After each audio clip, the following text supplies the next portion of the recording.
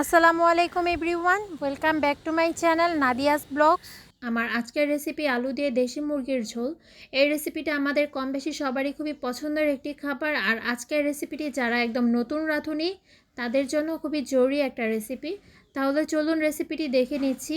আমি এখানে আগে থেকে মাংসটা ধুয়ে পরিষ্কার করে নিয়েছি। এখানে প্রায় 1 কেজি দেশি মুরগির মাংস আছে। আপনারা ব্রয়লার মুরগিও এভাবে রান্না করতে পারেন বা খাসি মুরগিও চাইলে এভাবে রান্না করতে পারেন। সাথে নিয়েছি আলুগুলোকে আমি কিউব করে কেটে নিয়েছি। এবার দিয়ে দিচ্ছি সরিষার তেল। এখানে প্রায় হাফ কাপ থেকে একটু কম তেল দিয়ে দিয়েছি।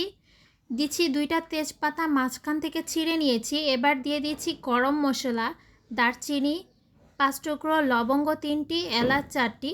এবার গরম মশলাটাকে একটু ভেজে নিচ্ছি। ভেজে নিলে খুবই সুন্দর একটা ঘ্রাণ বের হয়, এতে তরকারিতেও সুন্দর একটা স্মেল যোগ হয়। এবার দিয়ে দিচ্ছি পেঁয়াজ কুচি। এখানে প্রায় 1 কাপ পেঁয়াজ কুচি দিচ্ছি।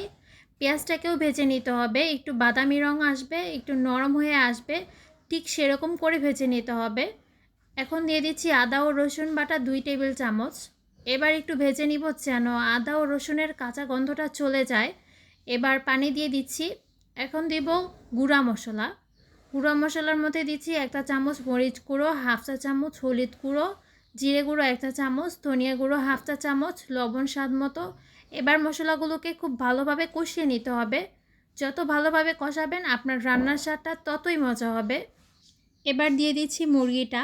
মশলার সাথে কষিয়ে নেব প্রায় 7 থেকে 8 মিনিট। কষিয়ে নেওয়ার সময় কিছুক্ষণ পরপর নেড়ে দিবেন। আর চুলার আঁচটা এই পর্যায়ে একটু হাই করে তারপর কষাবেন। মশলাটা যেন পুড়ে না যায় ওই দিকে খেয়াল রাখবেন।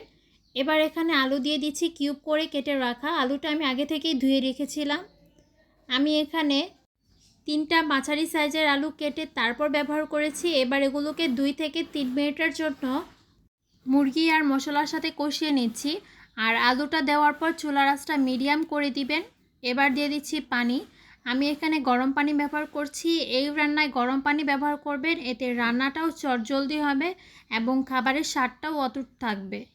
এবার ঢাকনা দিয়ে ঢেকে মুরগিটা ভালোভাবে আলুর সাথে সিদ্ধ করে নিয়েছি। সব কিছু খুব ভালোভাবে সিদ্ধ হয়ে গেছে আর ঝোলটাও একদম পারফেক্ট আছে। এবার দিয়ে দিচ্ছি জিরে গুঁড়ো 1 চামচ এবং গরম মশলা দিয়ে দিচ্ছি হাফ চা চামচ। রান্না শেষে গরম মশলাটা দিলে খুব সুন্দর একটা ফ্লেভার আসে। এবার একটু নেড়ে মশলার সাথে মাংসটা মিশিয়ে নিচ্ছি। এখন দিয়ে দিচ্ছি 4টা আস্ত কাঁচামরিচ, এতে খুব সুন্দর একটা স্মেল যোগ হবে। এরপর 2 থেকে 3 মিনিট ঢাকনা দিয়ে ঢেকে চুলায় রেখে দিয়েছিলাম। ব্যাস তৈরি হয়ে গেল এবং দেখতেই পাচ্ছেন তেলটাও কিন্তু উপরে ভেসে উঠেছে। দেশি মুরগি তো সবারই খুবই পছন্দের একটি খাবার। আমি রান্নার পর আমার ফ্যামিলির সবার কাছে খুবই প্রশংসা পেয়েছি। যারা নতুন রাঁধুনি আছেন তারা এইভাবে রান্না করে দেখবেন, আশা করছি সবার কাছেই ভালো লাগবে। আপনাদের রান্নাটাও পারফেক্ট এবং মজাদার হবে। তাহলে আজকে এ পর্যন্তই। সবাই অনেক বেশি ভালো থাকবেন, সুস্থ থাকবেন। আল্লাহ হাফেজ।